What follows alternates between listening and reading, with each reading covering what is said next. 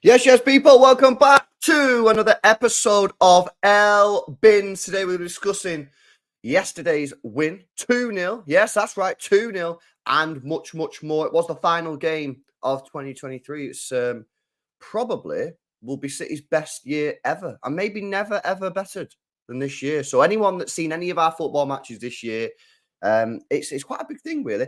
Yes, in the chat for a shout out, people. We got LBins, come on. We got Nachos in the building. Big up to Tyrese, Canvey, DLS, Itchy Goat, Sean's here. Big up to Ronald. Big up to True Goonie. Yes, big game for you today, mate. Big up to Daniel, Duex, Captain Harris, Jared's here. Smell B is here. Adam, yes, Punny is also in the building. Hopefully you guys are all doing well. Make sure you drop a like on the stream if you've not done so already. If you enjoy these LBin shows, make sure you're hitting the like button. Make sure you're subscribing. Make sure you're going over to Nobbins' channel as well. Link is in the description where you guys can subscribe to him and just keep on getting us up, innit? You know what I mean? Push us up to the moon so we get all the subscribers. Innit? We want to hold them all. Before we start, I'm going to come to Darcy's super chat in a sec, yeah? But check this out, man. Look, Erling Haaland just tweeted, I've got a surprise for you. Just tap on my hashtag to check it out exclusively on X, right? So you click on the thing. And then a load of mini Haalands just dropped. What the hell? That's so cute. Oh, City are massive. We've got our own emojis. We have our own emojis on the biggest social platform in the world, Brev. Can you come outside? Hold that. Hold that. Yeah? Come on. Amazing. Yeah, that is pretty cool. I don't know why they've decided to do that, but vibes. But yeah, vibes. Fairs.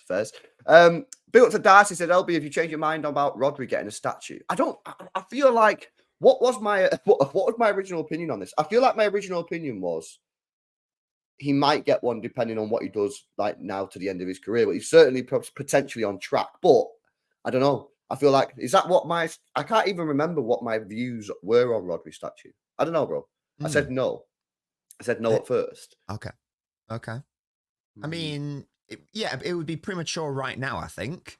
But, but when it comes to the end of his career, or you know, like a few years after, then I think maybe then you can ask the question, because I think, you know, KDB's got to get a statue, hasn't he? So you know how we've got, you know, like the previous generation of, you know, Company, David Silva, and Aguero, maybe another three of, you know, Rodri, Kevin De Bruyne, and, you know, Fernandinho or Gundogan.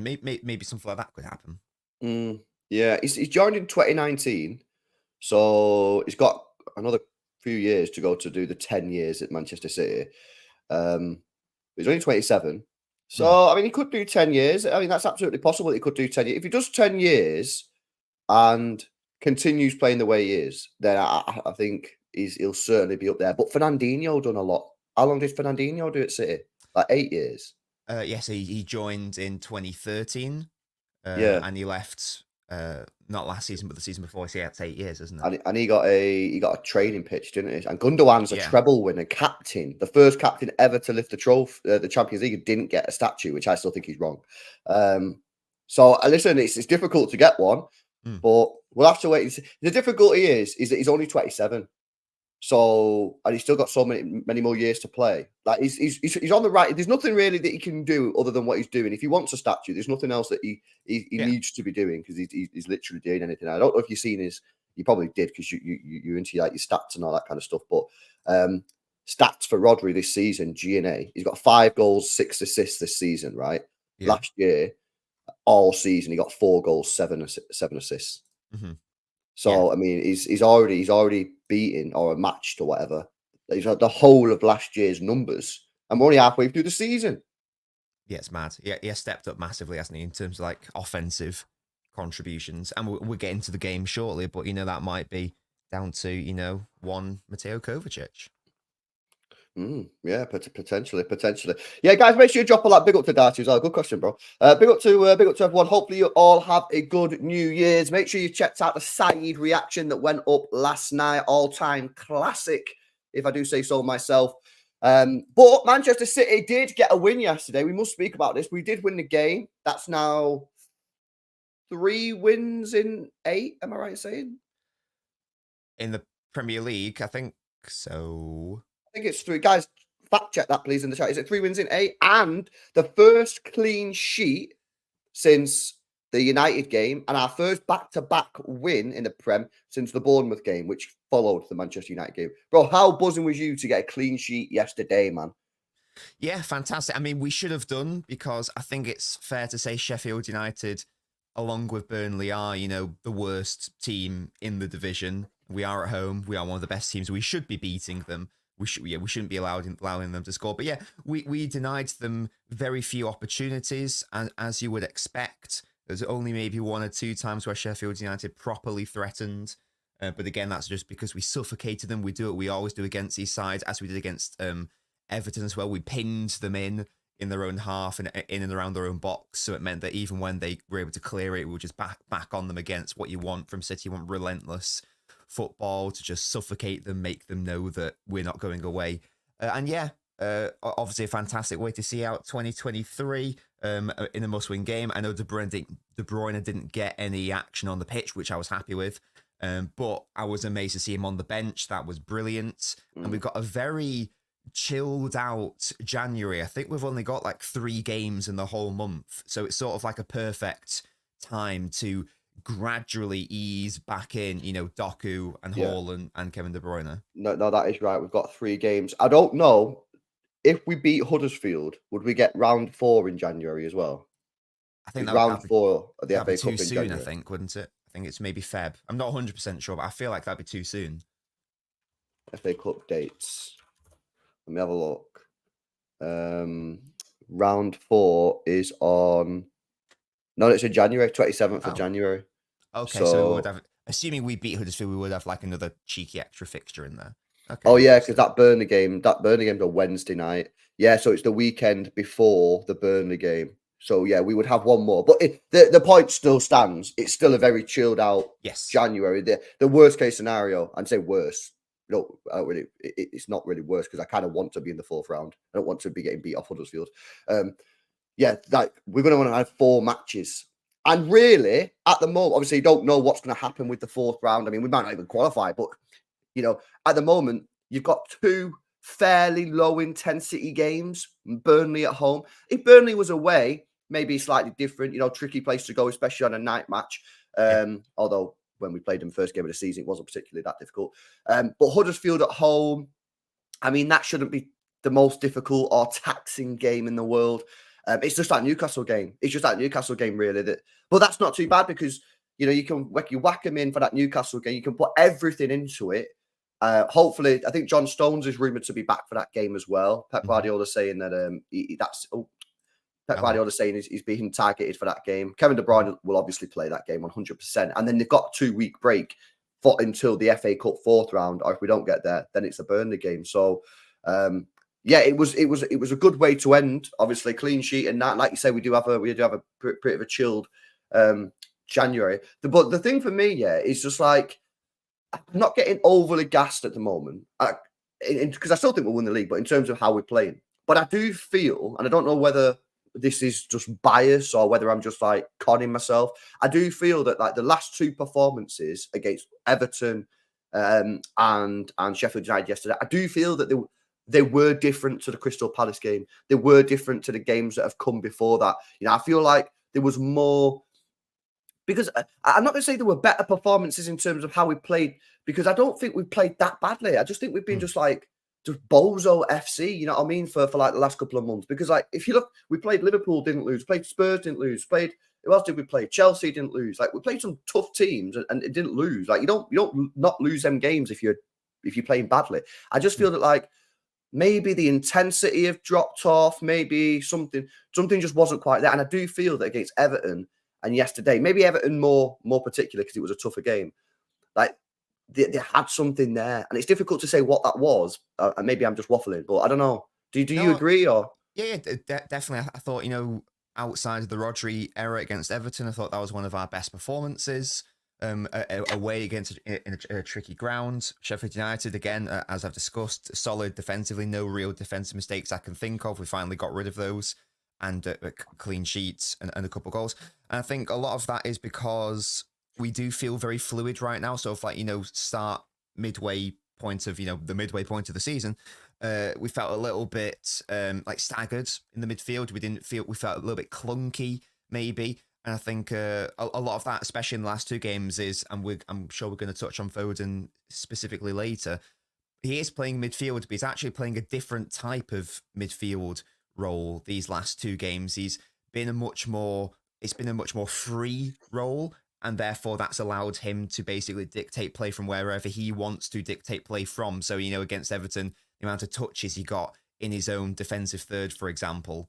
And it's a similar thing with like the Sheffield United game. Like if you can look at the first half compared to the second half, again, the same situation with Everton's first half versus second half. Obviously, he was midfield in both halves, but he was allowed to get on the ball much more in the second half. And as we've seen, if you give Foden the ball, in general, that equals a Man City win. So I think that maybe that's also helped out what you're saying there. So I think you are right that the last two games, it's not a coincidence that obviously Foden's playing in midfield, but he's now being given an even better role for his talents, I think.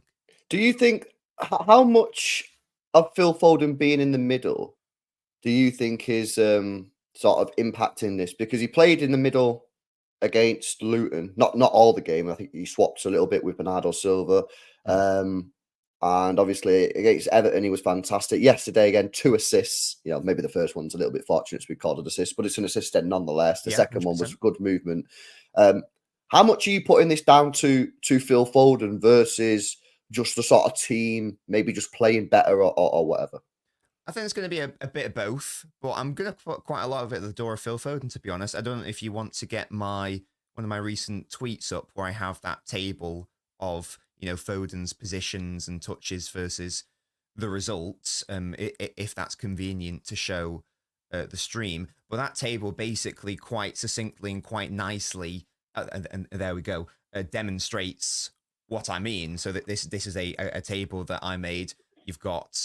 This is all of Phil Foden's starts from this season, and it's pretty clear to see that the midfield, him starting in midfield, coupled with him getting lots of touches on the ball, correlates to Man City winning and how many key passes that Foden makes in the game. And that tells me that if Foden is more involved in the play, and if Foden is allowed to control the play and dictate it, then consequently Man City perform to a better standard, which makes sense because Foden's, in my opinion, has been our best player this season. So if you get your best players on the ball, then you are going to play better inherently. So I don't think it's a coincidence that when we've popped him out on the left this season, the 2 times we did it against Arsenal and Villa, we lost both those games. We've not lost a game this season when Foden's played in midfield. I really don't think that is a coincidence, to be honest. And that also lines up with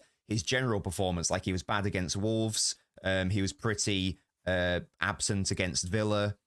Against Liverpool, can't really remember him doing anything. Even against Sevilla, I thought he had a well, that's a bit of an outlier because of the Super Cup final. But yeah, so to answer your question, I do think that there is there is a big correlation between him playing in the midfield and these good performances, in particular this free role that he's got recently against Everton and Sheffield. Yeah, and maybe this bit on the side summarizes what you're saying here. But I mean, look at this 8. Some of you maybe watching on the phone might not be able to see this properly, but it says attacking midfield this year. And obviously, transfer market data is not always correct, so to take this with a bit of a pinch of salt. But they're saying he's played 8 times, 3 goals, 3 assists. So 6 GNA in 8 games. They're saying if you compare that to like when he plays right wing, it's not as good as when he plays in midfield. So yeah. I mean, he's on for a seriously good year. I mean, 9 goals, 8 assists in all competitions. I mean, if we do that by minutes played, he's played 2,189 minutes. Divided by 17. That's a goal involvement every 128 minutes. That's seriously impressive. It's seriously impressive as well, Nobbins, when you consider the fact that he's moving around. You know what I mean? Like 1 minute he's on the left, next minute he's on the right, next minute he's playing in the midfield. He might play as a false 9, and that is I've said this about players, and I think James Milner sums this up perfectly.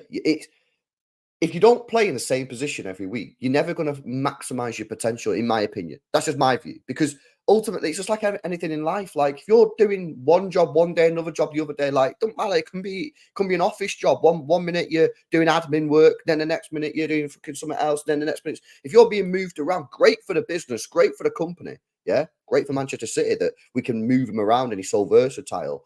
But he won't be as good, yeah. The guy who gets moved around the office doing all the different jobs won't be as guy as the guy just doing the admin job 24/7 because the admin guy will be doing it all the time and he'll know the best ways to get all the shortcuts and shit like that. And it is the same, you know what I mean? Like you got to play him in the right position. And I feel now that we are starting to see Pep Guardiola maybe trust Phil Foden a little bit more in that midfield, or maybe he just feels the time's right. Maybe this has been his plan all along.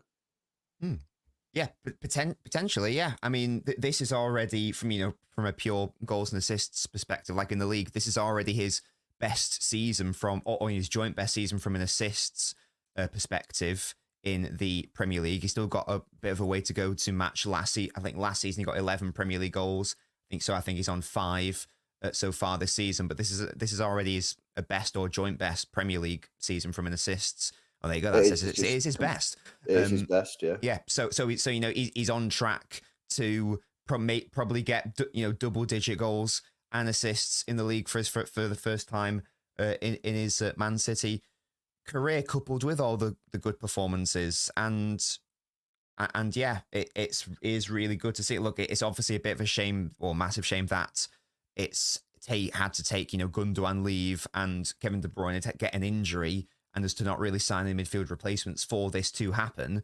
But I just hope that now Pep's seen the evidence is there that he can do this and he can prosper and he can be our best player in this position. So I just really hope that this is now the long-term situation. It's clearly what Foden wants long-term. He's come out and actively said that. We've heard Pep in the past say that he is a midfielder. He just needs to improve in certain areas.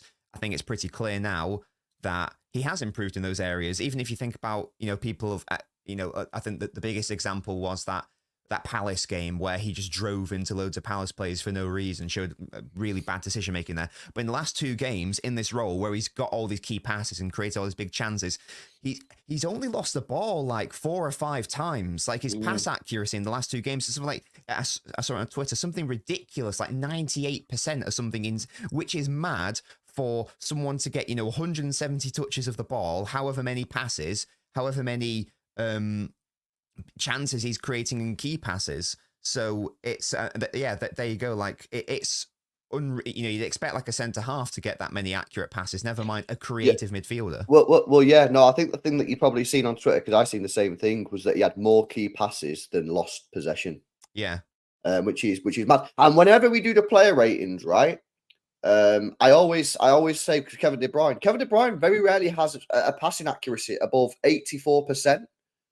He's very, very, very, very surprised if Kevin De Bruyne's got a passing accuracy above 80 odd percent. Why? Because he's playing risky passes. He plays adventurous passes, as does Foden, as does any player that plays in that sort of position. You know what I mean? Because they're trying to. The whole point is you play. That's where you play the risky passes. You don't play the risky. Well, we do normally.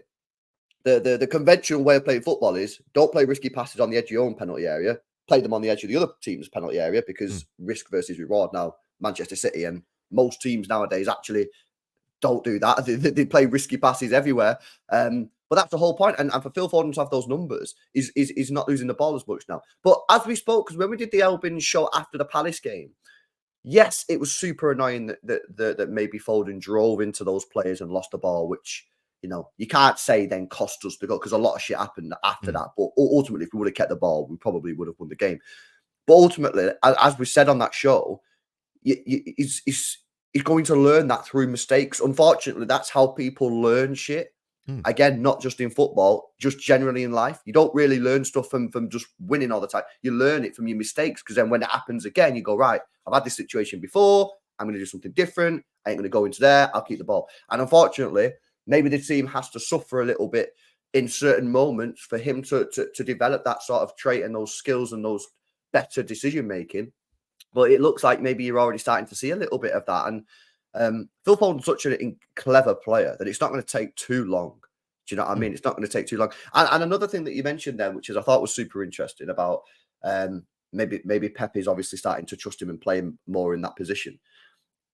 We've also got to speak about Kevin De Bruyne on this. And it's a great time to speak about him because he's now back, which is great news. I was one of these people nobbing. I hold my hands up.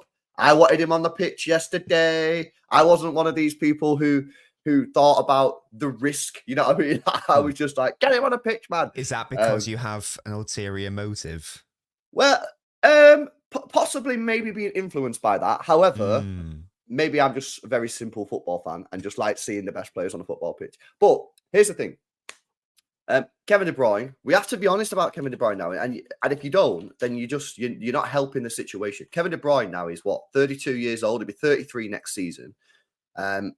Injury situation. He's starting to pick up a few injuries, obviously, with those, what they call with the hamstring injury. Now, he's had the surgery, and obviously, we're all praying and hoping that fixes that and we don't get a recurrence of that. But, if you look at in the last few years, he does pick up a few injuries. I mean, going back to 2020, so we're only 3 years. He's had 1, 2, 3, 4, 5, 6, 7, 8, 9, 10, 11, 12. Now, you can get rid of one of those because it was coronavirus. There's nothing he can do with that. But he's had 12 injuries in 3 years, and he's 32 going on 33. You've got to be real. You've got to have a play. And this is why we've been speaking about Florian Wirtz, Musiala so much, is because you're going to have to get a player who can play in the middle that can create chances. Now, we've obviously all spoke about Florian Wirtz. We've all spoken about Musiala coming in and maybe taking some workload off of Kevin De Bruyne to eventually be the heir to that throne. But maybe it is Kevin De Bruyne. Maybe we're not going to get a Musiala or a Wirtz because we've already got Kevin and Phil Foden. And now we're going to we'll use them both and we'll rotate because we can't be playing Kevin De Bruyne as much as we have in recent years, bro, innit? Because you're just asking for trouble, man. You're asking for trouble if you do that. Yeah, he can't play every single game of football, given the age, given the injury situation. And also, I know it hasn't happened yet, but given the inevitable decline in respect of like quality as well, like that hasn't happened yet, but it will eventually happen. It happened to Fernandinho.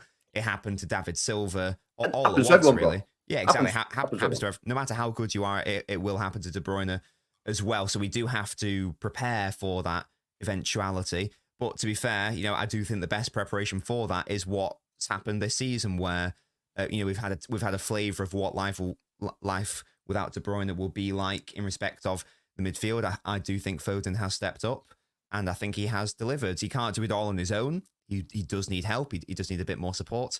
But I do think it's not like the end of the world if and when he eventually leaves us, or if and when he ultimately declines, because we do have a very good player who is very young himself and who can maybe develop into that sort of player himself. Yeah, no, absolutely. I mean, if you check out Kevin De Bruyne's numbers from last season here, right? So this is last season. Yeah, he played 49 games, total 3,684 minutes. That doesn't include international games, by the way. And as you can see, if we scroll down, played one there, played these, right? Does he still play for Belgium? Has he retired? He still plays for Belgium, yeah. I wonder if he'll retire after the Euros this year. I hope so. Because he'll be 33. Yeah, you'd think that's normally around the time players retire from international football, isn't it? Early 30s. Yeah, and then the next one will be the World Cup, in 2026. He'll be 35, 36. So it wouldn't surprise me if he retired after this season, which would obviously help City. But like, just for example, I'm not going to deep it too much, but like going forward, maybe next season and stuff, these group games, unless you get a group of death, you shouldn't be playing. Yeah, shouldn't be playing in some of these games. You know what I mean? Putting him on at Sevilla at home for 20 minutes. I mean, that shouldn't be happening. If we look at some of the league games, you're 4-0 up against Bournemouth. Why has he played 90 minutes? Sub him off. Again, you just got to look after him.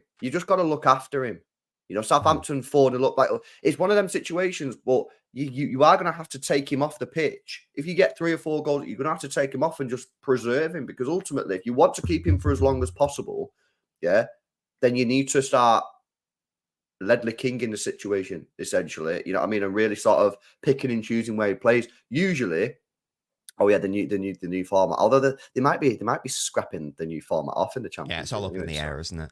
Yeah, they don't actually know what they're doing. Anyway, essentially, the point is with Kevin De Bruyne, you've got to start doing what we did with Sergio Aguero. You know what I mean? With Sergio Aguero under Mancini, the guy never played 90 minutes, man. He was always subbed off all the time. So, but it is good. Look, we've got Phil Foden, and he's cooking right now. He's probably, is this the best season he's ever had? I mean, stats probably say it is. I mean, for me, it is, in terms of like the level of maturity of performance, the level of influence. I think this is easily his best season. Yeah. Yeah, I mean, if I look at the minutes played as well in the Premier League, I mean, the minutes, he's going to absolutely annihilate his most played for minutes. So if you can see it here on the right-hand side again for people that maybe on a phone or something, he's played 1,518 minutes.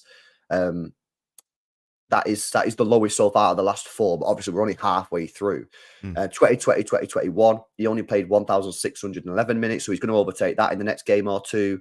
And even if we go to his most played by minutes, which was 2022, 2,134, that's what 5-6 full games. So he's gonna absolutely annihilate his minutes. And I think we could be looking at a double figures assists, double figures goals, 10-10, which is really, really good. But I think in the future, I don't want to gas the guy. Well, I'm not going to gas him up. I think he can be, if he's playing in the middle, I think he can be doing 15-15. I think he's that good. He's got that talent. I think he could be doing 15-15. I mean, like I say, he's only played 1,500 minutes in the Premier. He's got 5 and 6. I think he played in every game. He played every game by one, maybe. Played 19 matches. And realistically, Haaland was missing some sitters at the start of the season, especially. Phil should have like another 5 assists, I feel like, given some of those misses that Haaland was putting in at the start of the season. Yeah.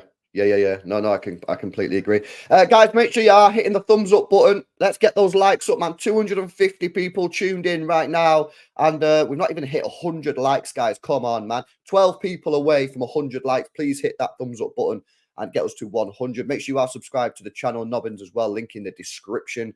Let's speak about the defense, bro. This has been a bit of a weird season defensively, hasn't it? Because, again, I keep saying this, but I thought we was going to have like one of the most amazing defensive team performances this season. It's not turned out like that. Clean sheet yesterday, maybe slightly fortunately, because they did have a big chance where Akanji sort of lost his man, and he put the ball wide past the post. Going forward, what do you think are the sort of key components, maybe the players who should be playing in a back four, maybe it's a system? How do we improve our defensive mistakes, our defensive lapses in concentration going into the second half of the season? So I do think that, to be fair, in the last 4 games, I do think our defense has been quite good, to be fair. Starting with the Club World Cup, I thought we were solid defense. Did we even concede a goal at the Club World Cup? I don't think we did. No. So I can't really remember any massive chances we conceded. Everton, I know we conceded a goal, but that was, in my opinion, an individual moment of madness rather than anything you can blame on a system or anything. And Sheffield United defensively solid as well. So I mean, if that continues, then it's already sorted itself out. I think there were some systemic issues towards the start of the season. There are systemic issues if you play Walker in the right wing role. In fact, it did happen one time against Sheffield United where we lost the ball. And obviously, because Walker's at right wing, we don't have a right back. So it means that Sheffield United could just run into that vacated space. But it didn't lead to anything because Sheffield United were, they only had one player forward, so it was irrelevant.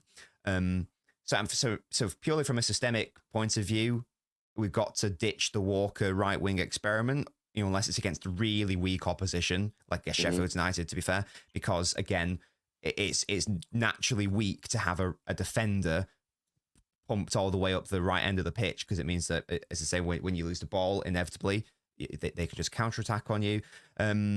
Rodri has been given more support recently in midfield, which is good because, again, at the start of the season, we were getting overrun in midfield, but that's because, whoever's next to him, whether it's Nunes, Kovacic, Lewis, whoever, they're actually providing him a bit more support. Outside of that, in an ideal world, everyone would be fully fit. We'd look so much better when Stones is on the pitch, obviously. And I think that if everyone is fit, it's just a case of starting your best players. So, I don't think Walker's played badly the last few games, but I still wouldn't start him in my preferred back four. I would, and I'd have Stones on the pitch if possible. So there's a lot of factors, but I do think that we are easing out the systemic errors, and I do think that when our best players return, in particular Kevin De Bruyne, the creative players who know when to release the ball and when to create, and when it's okay to lose the ball, then we will therefore suffer less counterattacks because of it. Mm-hmm. Yeah. No, that's fair. I think that makes sense. And I agree on Kyle Walker. I think that he has actually the last couple of games been good. And I thought to myself yesterday, now John Stones isn't back into the team and he's going to be back into the right wing position, which he was to a degree. He wasn't fully bombing down all the time. He was sort of like in the middle of maybe bombing down / going back into his like better position. But I thought he was okay. I don't know whether he's picked up an injury or what. I don't know what's going on there, but very, very weird. I don't think anyone seems to know. Did you see the rumor yesterday going round about him coming off the pitch and kicking something and throwing something at the bench and then storming down the tunnel? No, I hadn't seen that. No. Apparently that happened, but no one actually knows why. What's going on? So I have no idea what's going on there. So was he injured yesterday? Pep Guardiola said he was off because he was tired. But then that makes no sense as to why he then stormed down the tunnel. Like, it's so weird. I don't know. Yeah, again, Karl, isn't it weird, man? There's been literally all these people, who were at the game saying, this happened. But, like, there's been not a single video of it. And, like, it's just weird. Like, nothing makes sense. If it did happen, which there's no reason to disprove that, not believe these people who, I guess, were at the game and said he was mad at his own performance. He played all right. He played okay, though, Elder. He didn't play bad, did he? I don't think he played bad yesterday, bro. Did you think he played bad?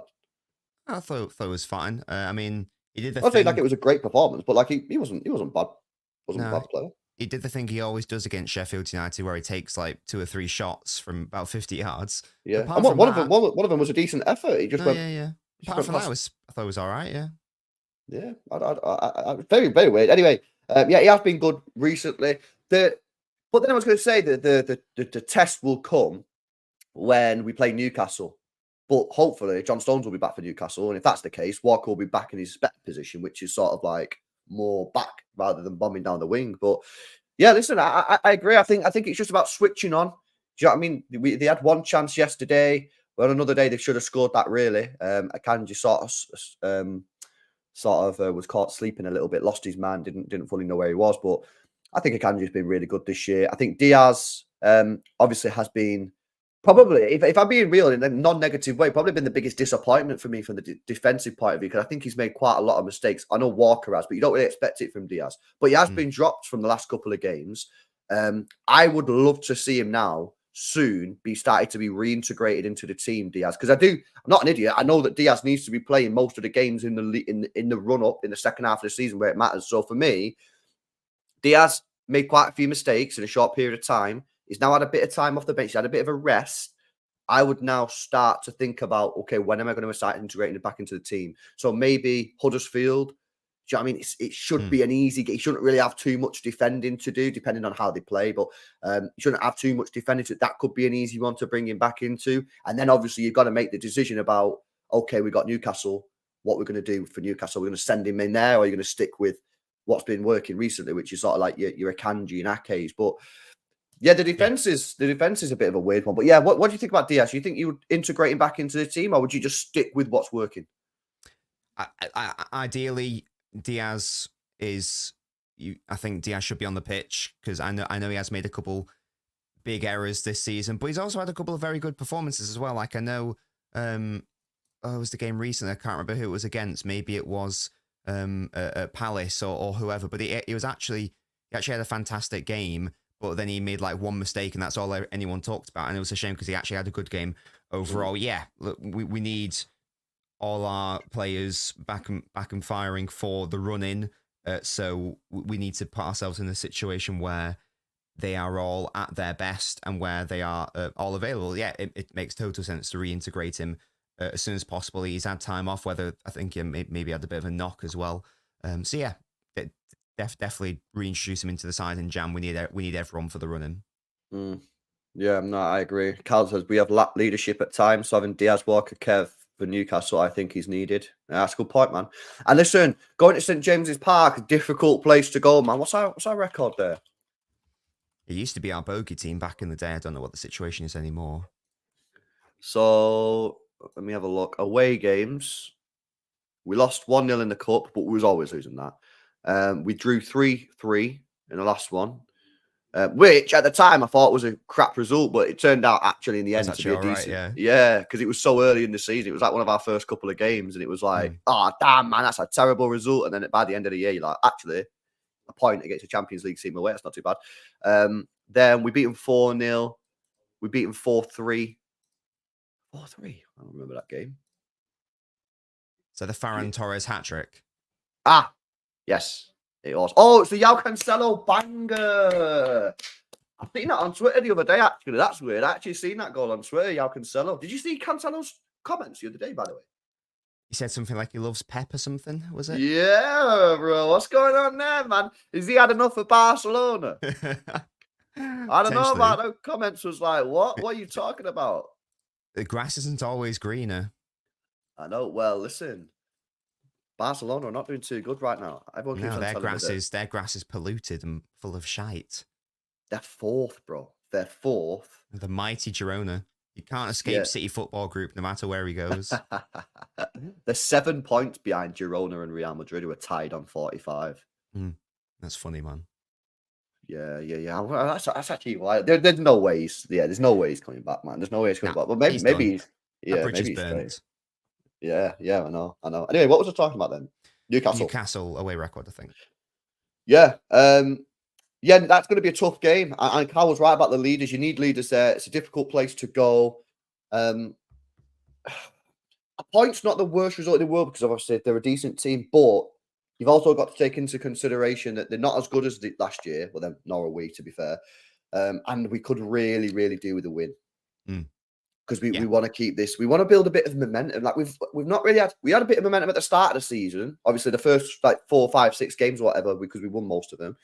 And then since then it's been very stop-start, and it's been very stop-start. Maybe since mid-October or whatever. I feel like it's been very stop-start. Now we've won 4 games in a row now, including the Club World Cup. We should be beating Huddersfield, which should be that should be 5. It'd be nice to go to Newcastle, win there, because then obviously that'll be 6. Then you've got the 4th round FA Cup. If you can get an easy game there, then you beat Burnley. You could quite easily envisage a situation by come the end of January, you could be on an 8-match winning streak, and then we're all feeling good. But man, that Newcastle game, bro, it's absolutely huge. It is, yeah, and I'm pretty sure we've got a really tricky run in around Feb, March, which coincides with our Champions League games as well. So yeah, it's important to get those points on the board. Obviously, it depends on results elsewhere, like what happens with Liverpool and Arsenal. But yeah, now is the time. Now, especially now that De Bruyne is back, this is the time as City fans where we've been saying, "Oh yeah, now we're going to kick on." So now it's a chance for the team to prove it. Yeah. No, you're right on. If you look at the fixtures, and by the way, I keep saying this, you also need to be thinking about Rodri in this situation because he's only 4 yellow cards away from receiving a 2-match ban. Because of his because he's on 6 yellows at the moment. You get to 10, you miss 2 games. And if you kind of look at it, it's not looking great, man, because obviously you got Newcastle, Burnley, Brentford, and Everton. That's 4. So he's unlikely to get a yellow card in each of those games. But if he does, he'll miss Chelsea and Bournemouth, which is it's not great. It's not the end of the world, but it's not great. But then look at this: United, Liverpool, Brighton away, Arsenal, Villa. Yeah, that's a terrifying run. Yeah, it's even more terrifying if you think we won't have Rodri in there. Which, if we're being real, it's likely that at some point during this period we will be without Rodri because is Rodri going to go 1, 2, 3, 4, 5, 6, maybe 7 games without picking up 4 yellows? Someone in the chat said, "Is there a reset at some point?" That's only for 5. Really? Yeah. Oh, you only get a reset for 5 yellows. Right. Not 10. 10 and 15 doesn't reset. That's just till the end of the season. Right. I mean, are there 2 games in a row which are rubbish, which we can tactically get suspended for?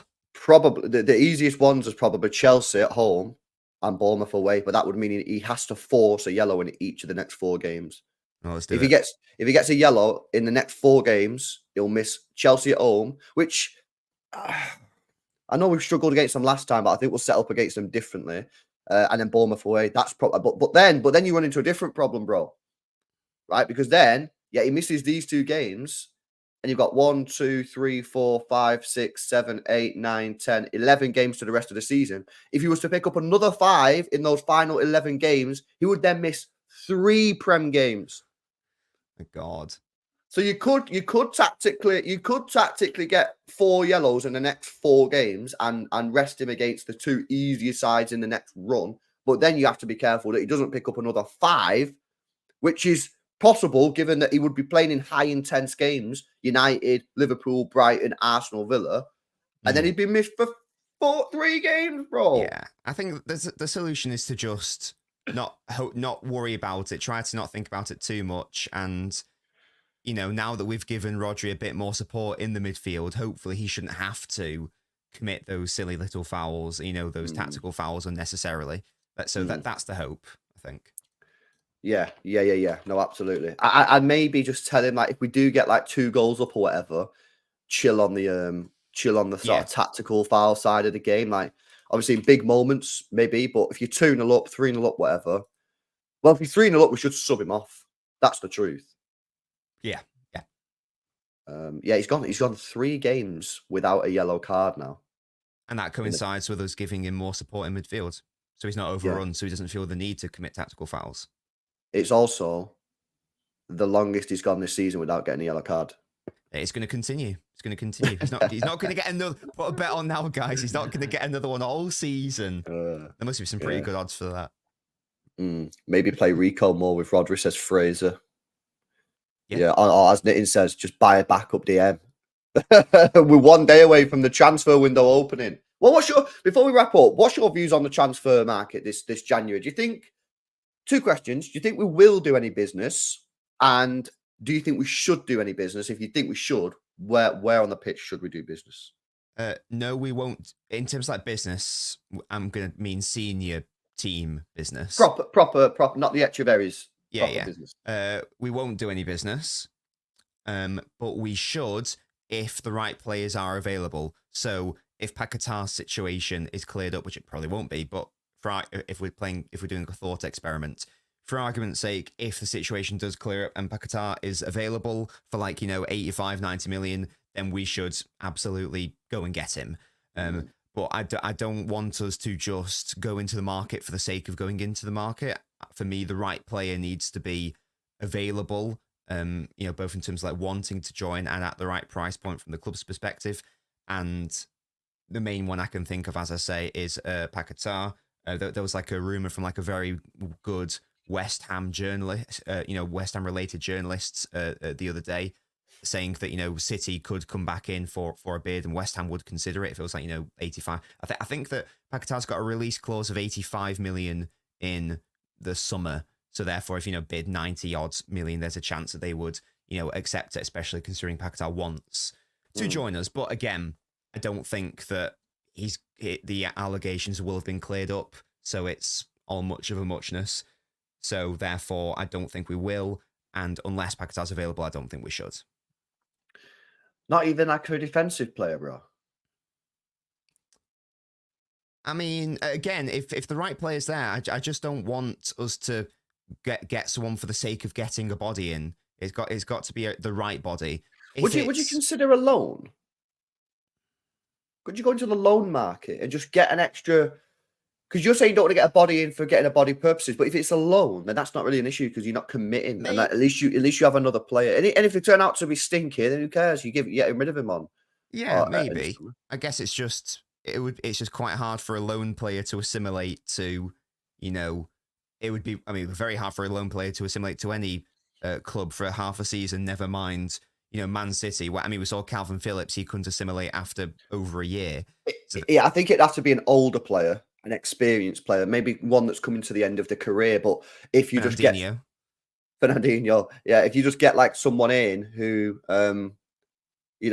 again, you make it clear you're not coming in to play every game. You're coming in to play last 15 minutes because you sub Rodri off. You're here to play. Maybe we get into a position where we've got a dead game, which is unlikely now coming into the second half of the season. You'll play that. Maybe if we smack up Copenhagen in the first leg, you can play the second leg type thing. does like when we got Pizarro in, yeah. Again, I'm not saying some of his quality. It has to be someone slightly better than that, but just like to get a body in the club because we don't have a big squad, man. And Phillips doesn't play, but obviously him leaving, I do feel like you need to get someone in. I don't know. I might have a think about it and think of like some potential names. Probably going to be someone older in the 30s who realistically you could get on a loan deal.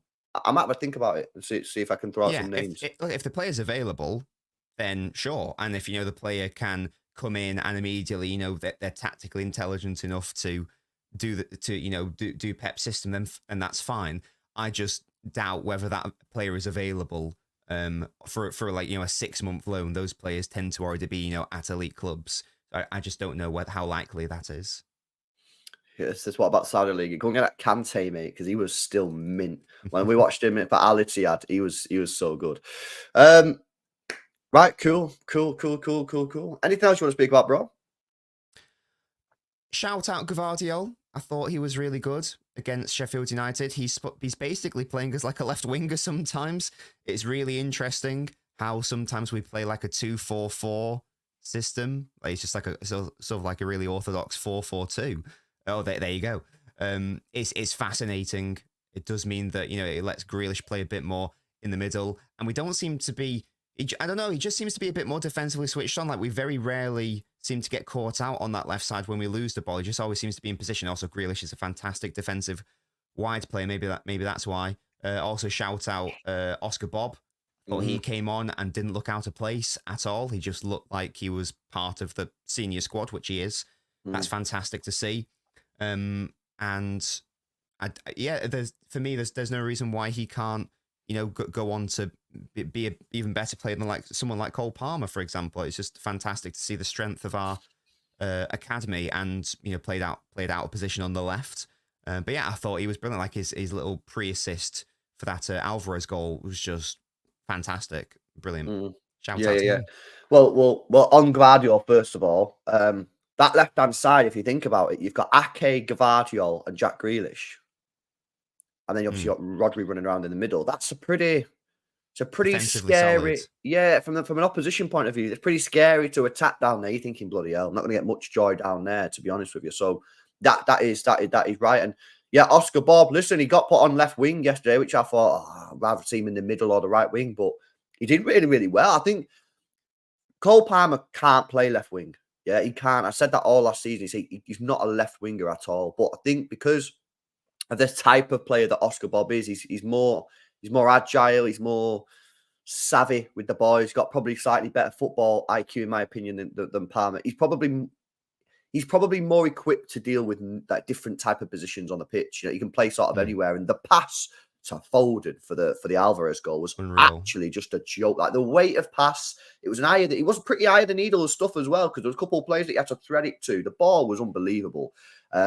Weight of pass was class as well. So yeah, it's going to be interesting to see how he develops. Like I said yesterday on the player ratings, I don't know if you agree, but for me, this part of any player's football career is probably one of the most difficult parts of their career, because they don't play with the academy and they don't really play with the first team that much. So they've got to just keep working so hard in training, trying to absorb as much information as they possibly can in training, try and sort of just like get up to their level by training with better players. And then when they play with the first team, there's so much pressure. People say there's no pressure on him. There's so much pressure on him because you got to perform, because you only get in. You might only get 90 minutes a month. You know what I mean? It's so difficult. But he's doing everything he needs to be doing right now. He's on track. Pep Guardiola even said yesterday that he was seriously thinking about starting Oscar Bobb, because obviously the Jack Grealish situation, he wasn't sure if Jack Grealish would have been ready to play. In the end, he decided to go with Grealish, but he said it was very, very close. He was going to go with Oscar Bobb and just let Grealish have a bit of a day off, which maybe in hindsight he might think he should have done. But listen, he's played 12 games so far this season. That does only equate to 355 minutes. So he's not played a great deal, but he's doing well. Seriously promising. He's only 20 years old. He'll be 21 next season. And I think there's serious potential. I think there's serious potential. Yeah, I hope we're keeping him in and around the squad. Oh, yeah, 100%. I think Pep really, really likes him. Every single... And that's the thing as well. Like, this is what Phillips failed to do. When you're given your chance by Guardiola, you've got to take it and you've got to perform and you've got to play well. I can't remember. I know Bobb's not played that much, but every single time he's come on the pitch, he's been really good. And he came on, I think he came against Fulham on the right, looked really good. He played, even when he played against Villa on the left and we were bad, I thought he was good against Aston Villa in our worst game of the season. Obviously, he was good yesterday on the left. He played against Newcastle in the Cup in the midfield. I think against, was it Red Star, he played at false 9/midfield.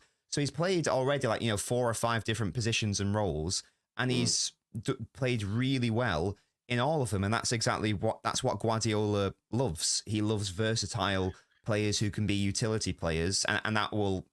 You touched on the Cole Palmer thing, Palmer's also versatile. He can play on the right, he can play midfield, but Bobb can do an extra 2 positions, so that will stand him in good stead. And I imagine he'd get a start against Huddersfield, and it's another chance for him to prove himself. You know what as well, that's sort of like a major tell here is that, and some of it is because the squad is thin, but Pep Guardiola is putting him into big moments. He's put him into big moments. So yesterday he put him on at Sheffield United, which was we 1-0 up at the time? Or was we 2-0 up when he? It was 1-0 up. So that's, and obviously the season's fragile right now. So that was a big call. He put him on at Aston Villa when we was 1-0 down. Or was 1-0 down at the time? I think we was 0-0 at that point. 0-0, but again, a fragile game. Wolves, he subbed off Matheus Nunes, £50 million signing, and whacked him on for the second half. Big call. So he's not Pep Guardiola is usually very selective about when he puts these players. Not only puts them on into good situations where if they stink the gaff out, it don't really matter because they've won the game. He's not doing that with Oscar. He's throwing Oscar. He's challenging Oscar Bobb. He's saying, listen, you're not going into a game where we're 5-0 up here, mate, and you can just do what you want. And if you lose the ball, who cares? I'm putting into challenging situations where a mistake could cost you the season. You could look back at the end of the season and go, that one mistake potentially has cost us a league if that's so. So he's putting him into challenging situations. But as you said, he's delivering the goods. He's delivering right now. And, he scored he scored that great goal against Red Star. I think he's got an assist as well. So yeah, listen, it's super exciting to see how Oscar Bobb develops, and Pep clearly rates him. But yeah, there we go. The final LBins show of the year, unless we suddenly decide to do another one tonight. Ooh, have we got something planned? No, we've not. No. I was panicking because I was like, I have plans outside of this. Yeah. We're not actually doing that, guys. There will be no midnight random LBins New Year's cooking stream. Oh, a cook off. Oh my God! Can you imagine? What are you having tonight? What are you eating tonight? Well, mate, I don't know. I think it's just getting like party food. You know what I mean? I think they're going M&S, yeah, because it's New Year's and it get M&S specials. He dropped M&S into the conversation. Cheeky. Yeah, I did drop off the M&S. You know what I mean? So I think that we're getting like that party food. What are you doing? What are you doing tonight? We are making we're doing a surf and turf, so we'll be cooking steak and lobster. You told me, oh, he just drops in M&S and then you're having surf and turf. What is this guy? This fraudulent guy, man. I can't believe you just done that. You're having M&S party food and made me answer be like this guy, then you're having steak and lobster. What are you talking about, man? It's because I'm a fraudulent man, to be fair. We know this. We know this. Yeah, man. Yeah, no, listen, been a mad year, isn't it? 2023. It is actually wild to think, bro, that this is the best year ever in Manchester City's history, and will probably will be never. Ever. Yeah. Don't be sad it's over. Just be glad it's happened. Oh yeah. No one. Those memories will never go. It's not even a treble. It's not even a quadruple. It's the quintuple, and we have officially. Not that we weren't there before, but we've now officially planted ourselves at the upper echelon of English football history. Yeah, we are. AKA, we are massive. Guys, hopefully you've enjoyed the stream. If you have, please make sure you drop a like. If you're watching back on replay, then give us your thoughts about some of the stuff we've talked about in the comments section below. And make sure you are subscribed to both this channel, the second channel, More LB, and Nobbins' channel as well. The link is in the description. Go and boost us all up, guys. Go and boost us all up. Happy New Year's to everybody. I hope you have a great night wherever you are in the world. Hopefully, I don't know. Is it 2024 anywhere right now, bro? It must be in like Australia and New Zealand. Is it? Yeah, because they're ahead of us by at least 12 hours. Should I Google it? Yeah. Australia time. No, it's an hour away, man. Oh, no. It's an hour away. So, yeah, big up to everyone. Hope you all have a good night. Hopefully, by the way, I'm doing a watch along. I feel like I'm not going to speak to you ever again, but I'm doing a watch along in 2 hours. So I'll be. I don't know why I just like speaking like I'm never speaking to the chat ever again. But yeah, I'll probably see you in 2 hours for the Fulham versus Arsenal game. But if you're not there, no problemo. I'll see you on the other side, which will be tomorrow. Yeah. But guys, have a great New Year's. Hopefully you all enjoy it and have a merry 2024. Manchester City are back, baby. Catch you next one.